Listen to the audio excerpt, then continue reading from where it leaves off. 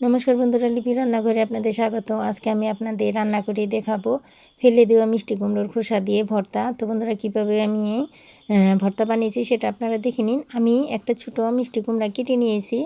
আমি মিষ্টি কুমড়ো ভাজি করে নিয়েছি, তার খোসা আর বিচিগুলো আমি রেখে দিয়েছি। আর এখানে রসুন নিয়েছি, পেঁয়াজ নিয়েছি, কাঁচামরিচ নিয়েছি। আমি খোসাগুলো ঝুড়ি ঝুড়ি করে কেটে আর পেঁয়াজ, রসুন, কাঁচামরিচ সব কিছু কেটে সুন্দর করে ধুয়ে একটা প্লেটে নিয়ে নিয়েছি। এখন আমি চুলায় চলে যাব। আমি কড়াইয়ের মধ্যে প্রথমে আমি শুকনো মরিচ দুটো ভেজে নেব। শুকনো মরিচ দুটো ভেজে নিয়ে নামিয়ে নেব।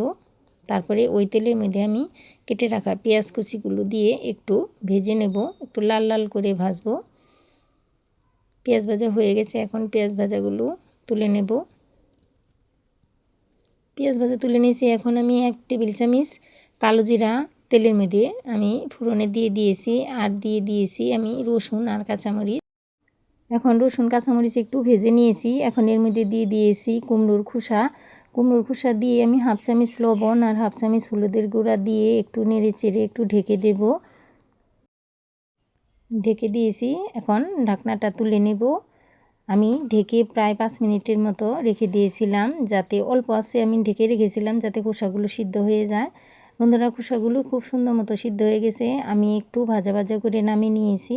এখন আমি এই খোসাগুলো পাটায় বেটে নেব। আর বন্ধুরা, পাটায় বেটে ভর্তা খাওয়ার মজাই আলাদা। বন্ধুরা, এভাবে করে আপনারা ফেলে দেওয়া খোসা বেটে খেয়ে দেখবেন, খেতে খুবই দুর্দান্ত লাগে। আমার কাছে খুবই ভালো লাগে। আমরা সেই ছোটোবেলা থেকেই মায়ের কাছে এই খাবারটা শিখেছি। ভালোই লাগে, গরম গরম ভাতের সাথে খেতে খুবই ভালো লাগে।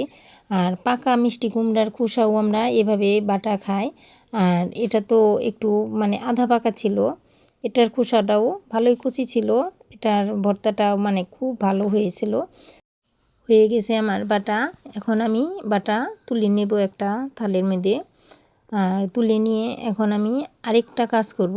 এই বাটার মধ্যে একটু সরিষার তেল নিয়ে নেব।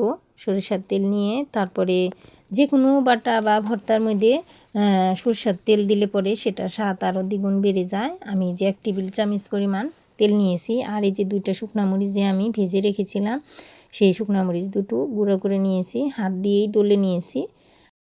এখন সুন্দর করে মেখে নেব। পেঁয়াজগুলো দিয়ে সুন্দর করে মেখে গরম গরম ভাতের সাথে খেতে একদমই দুর্দান্ত।